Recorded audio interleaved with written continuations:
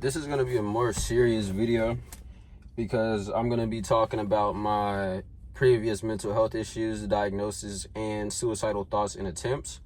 So, I'm most likely going to say something that goes against the general agreements on mental health, but this is coming from someone who was diagnosed, like clinically diagnosed with derealization disorder, depersonalization disorder, and like, what was the other one? Some depressive mood disorder. Okay, so let's get into it. Hopefully I don't run out of space, but this is how I was able to conquer these mental disorders that I had, get off of my antipsychotics that was prescribed to me, which was lurasidone hydrochloride, I think, and basically just take hold and take control of my mental health and win that mental battle in my head. And like I said, some of this shit I'm saying here is probably going to offend some people. They're probably going to be like, what the fuck is wrong with you? But for those who want to listen, you can, and I hope you can take something away from this and take some power from it, all right? Someone texted me real quick. All right, so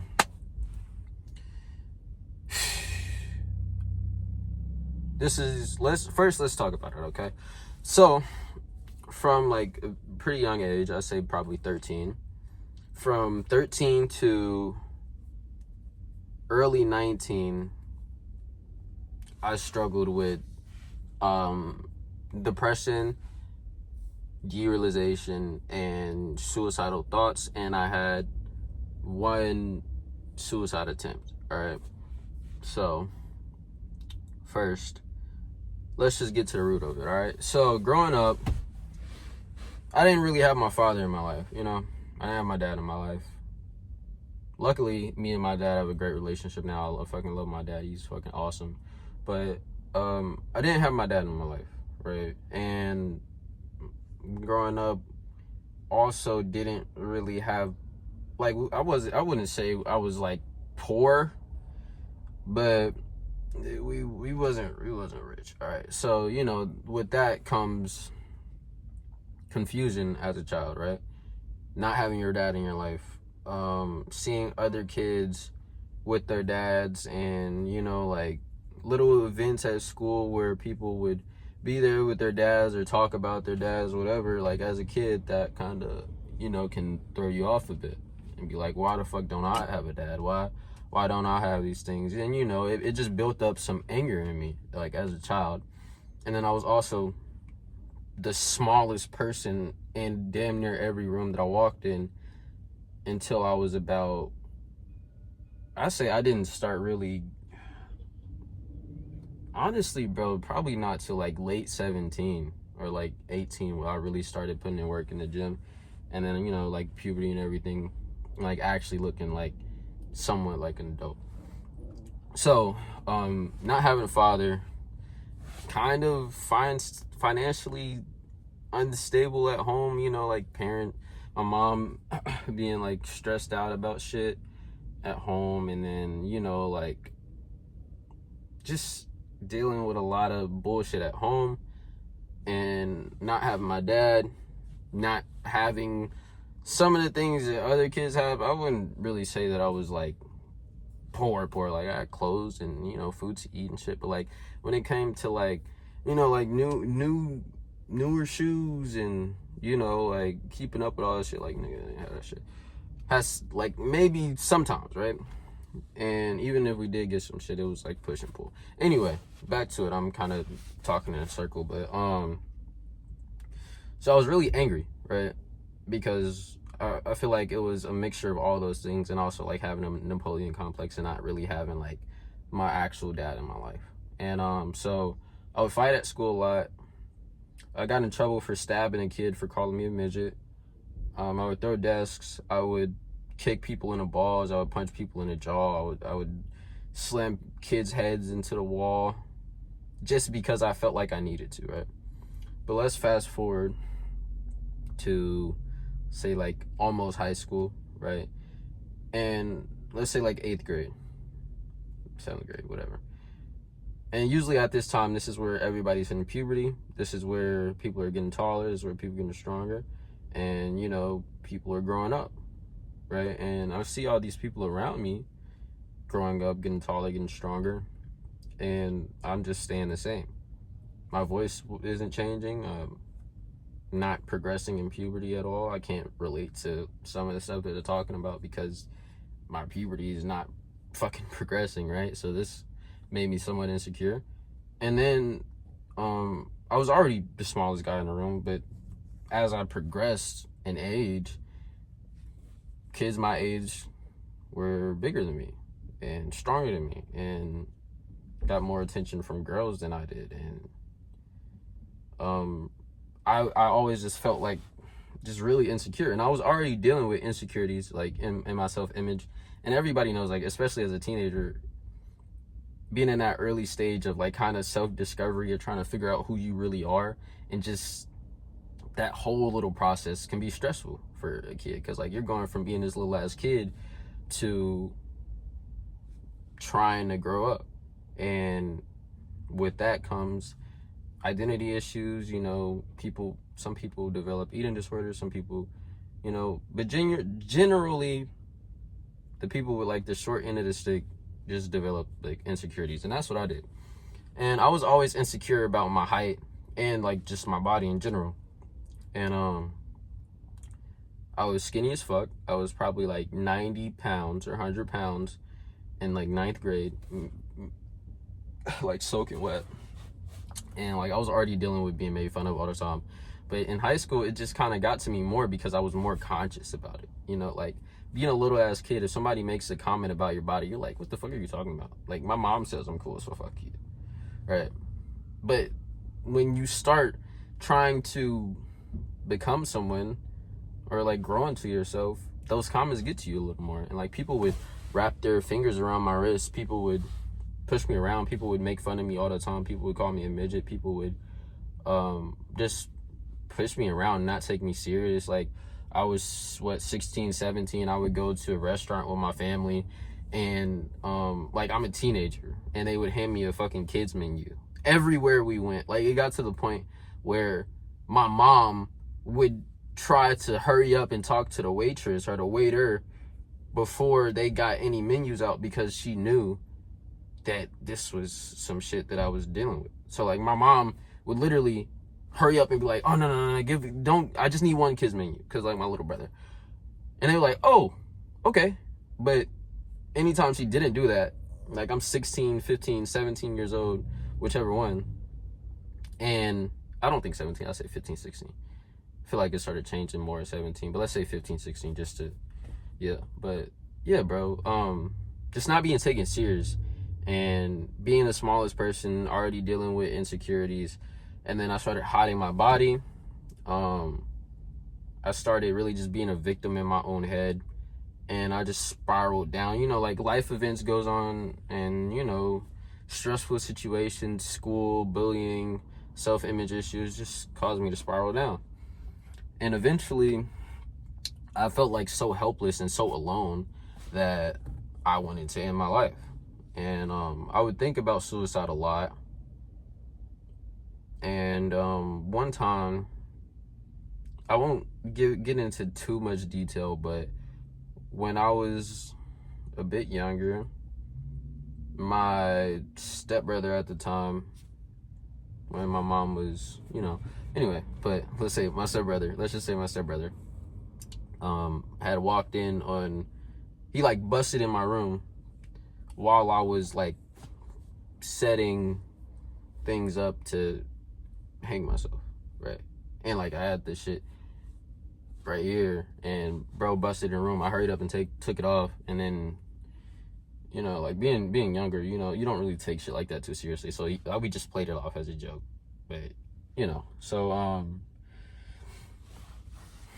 fast forward years and years, like I was dealing with like passive suicidal ideology, and it would get better and then it would get worse, and it would get better and get worse. And then let's go to when I went to college. because I was dealing with that for years and years, just to, you know, spare the fucking time. When I went to college, I really started to develop even worse thoughts. Like, it went from passive suicidal ideology to like actively thinking about killing myself, and even like thinking about ways to do it. And anyway, I was in college. I'm not sure when I got diagnosed with derealization and depersonalization disorder, but I think it was a little bit before college. And I was going to see a therapist and all that shit, but it's fucking bullshit, whatever. So I get diagnosed with that shit. They got me on antipsychotics. I'm still fucking suicidal. I feel like a robot. Like, I'm seeing myself outside of my body. Like,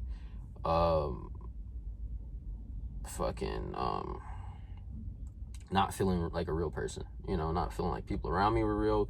Just genuinely not feel like, bro, I was fucking tweaked. Like, I genuinely felt like I was not a real person. And I even felt like my friends weren't real people. And my mom wasn't a real person. And I was just in like a dream that I couldn't get out. Bro, it was fucked. Like, it was genuinely fucked. Like, shit would change shapes, everything. But this is going to be the part where I feel like people are going to disagree with me with. I don't have none of that shit. Right? And the thing is, if you're told something over and over and over and over and over again, and you agree with it, and you feel like it's true, and if doctors are telling you this, your family is telling you this, people around you are telling you this, of course you're gonna fucking believe it, especially when you start taking fucking medication for it. All of that shit is just like, what, validating that point, and in a way, you will placebo into spiraling down even more. Right? And I don't give a fuck who disagrees with me, right? If you sit here and let a therapist tell you, hey, take this antidepressant, you need it to be okay. And you take it every day and you say, I need this to be okay. I need this to be okay. And you keep saying that. And you keep taking it and you keep saying, okay, I need this to be okay. What the fuck do you think is going to happen when you don't have it? You're going to put yourself in that state of mind that they say you would be in it if you don't take that shit. But anyway, let's get off of that. Let's get to how I overcame this shit, right? And I'm going to speed this up because I might be running out of space soon, but I really want to get this video out because I feel like some people can benefit from it. Progression is the key to ending your depression, all right? Doesn't matter what it is. If you find your purpose, or if you progress in something and you devote yourself to progressing in some way, shape, or form, and you do that all the time, and you have a routine, and you wake up and you get shit done, and you focus, and you know where you want to go, you know how you want to do it, etc., my nigga, you can't be depressed. You don't even have time to be depressed about it because you're always putting in work. You're always working towards something. And I say that to say, when I started going to the gym, and when I really started to disconnect myself from a path that was really unfulfilling for me, all of a sudden, all those things were going away. Like, it got to the point where I was feeling so good, I just flushed my antidepressants down this way. I said, I'm not fucking taking this. I'm going to just stay on top of my health. I'm going to stay on top of my goals, and I'm going to keep fucking progressing. And I know a lot of people are going to be like, oh, yeah, oh, yeah, for sure, just go to the gym, bro. It's not just about the gym. This is about taking control of something. This is about you knowing that if you implement this one thing, something will get better. Other than, I'm trapped in this mental void that I can't get myself out of, right? And not victimizing yourself and really just taking power in what you can control and continue to do that every day. And that's what worked for me. If you want to comment, or if you want to sit here and say, bro, this is bullshit, this is whatever, that's fine, bro. This is what worked for me. The gym literally saved my life. I'm outside of the gym right now. This is me making my second video, but it just dawned on me that I really want to make this fucking video because I feel like some people can take it away. But anyway, bro, dude, in my opinion, all these mental health issues, even I could go into it for fucking hours, right? But let's just sum it up. Dog, you being depressed, you being suicidal, you being this, you being that, is just a reflection of you not having the courage to truly face the problems that you're facing. Now, let me explain. If you're depressed and you dirty up your room and you refuse to clean it, and you tell yourself, I can't clean it because I'm depressed, I can't clean it because I'm depressed, bro, it doesn't matter how fucking, bro, I was literally depressed and fucking trying to dirk my shit, bro. Like, dog, you just need to have the courage to face the battle in your mind. You have to gear yourself up. You have to implement. You have to validate and get ready for battle, because every day you're going to have to fight in here. But the way you win that fight is by winning the day. The way you win that fight is by progressing in something that you love. And I feel like personally, if you're not in the gym, if you're not doing some kind of exercise, if you're not putting yourself through some kind of hardship that will yield some result down the line, you're setting yourself up for failure, bro. And I don't know if this is going to make sense, but I'm going to post this anyway. But the whole moral of this video is, I genuinely feel like I was putting myself in that mental hell, and me going out to find someone to fix that outside of myself caused me to spiral down even more. And by me going to those people and those people telling me, hey, you need this to be this, and you don't need to just improve yourself, you don't need to focus on your internal things and deal with that on your own, you need this medicine, you need this, you need that, you need therapy, you need this. Dog, I haven't gone to therapy in months. I haven't taken my antipsychotics in months. I haven't thought about killing myself in so fucking long. And I was thinking about killing myself every fucking day from when I was 13 to fucking early 19, late 18, right? All because I was accepting what people were telling me. I was accepting what the media was saying about mental health. I was accepting that there's nothing that you can do about it, Isaiah. This is just how you are. Bro, that's being a victim in your head, dog. If you put yourself in a position of power and be like, okay, I can change something, all right? Do that, all right? And I know a lot of people aren't going to like this video. Some people might not even see it, but I don't care. Just take this away from me, all right? If you're feeling depressed, if you're feeling suicidal, if you're feeling just powerless in your life, right? Start with something small. Start waking up earlier in the morning. Start eating a bit healthier. But I can't do it because, yes, you can. You can make it happen, all right? Clean up your room a little bit, little by little, all right? Once you organize your room, once you organize the space that you're in, you're going to feel better automatically. And your head's going to feel clearer. Start consciously consuming content. Stop listening to depressing music. All right? Stop watching depressing slideshows on TikTok. Stop watching depressing shit on YouTube. Stop consuming shit that's going to validate your depression. Stop consuming shit that's going to spiral you down even more, because all you're doing is putting yourself in this mental loop of fucking degrading thoughts and negativity. If you consume content, if you consume media, music, everything that's positive, and you input every day, I promise you something will get better. Even if it gets 1% better, I did my fucking job. All right? Consciously consume your content. Stop listening to sad music when you're fucking sad. All right? Clean up your room a little bit. Drink some more water. Go for a little walk. Start going to the gym. And I promise you, dog, if you just implement these small little things and you stop telling yourself you're depressed, you stop looking at your life as a victim, and you stop looking at the negatives that you can't control, and you start looking at the potential positives that can come out of your life that you can control, that's the antidepressant right there. You don't need to take this fucking pill every day to change your fucking brain chemistry and make you feel like a robot, dog. And that's all I gotta say, all right? And if the structure of this video was fucked up, sorry, but I hope somebody can take something from this video. And you matter, dog. And the moment that you realize you have power in yourself, and it's just an internal battle that you have to suit up to win, and you look at it that way, everything's going to be so much better. But of course, if you look at something like, I can't do this because of this thing that I can't control, of course nothing's going to change, dog. I can't clean my room because I'm depressed. Clean your fucking room. Do it depressed. All right? Do it depressed. Fucking cry while you clean up your room. Deadass. Like, cry while you clean up your room, bro. Force yourself out of bed. Stop fucking laying in bed. Make your bed in the morning. Don't go into your fucking bed until you gotta go to bed at night. Your bed is for sleeping, my nigga, not for fucking rotting. Get the fuck off TikTok. Stop watching these depressing ass videos. Stop listening to depressing ass music. Eat some better food if you can. Do the small little shit and it's gonna compound. Alright?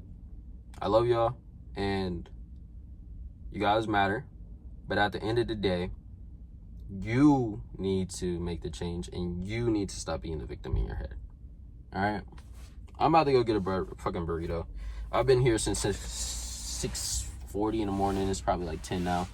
And yeah, bro, I hope y'all could take something from this video. This is me probably being as vulnerable as I can. And I feel like I'm gonna keep making vulnerable content, alright? I love y'all boys. And remember, keep fucking grinding. DM me on Instagram for one-on-one coaching if you're ready to lock in, or don't. And yeah. Hope y'all boys have a good day and actually implement something from this video. Don't just watch it and be like, okay, I'm so much better. My nigga, do something about it. All right? Love y'all boys.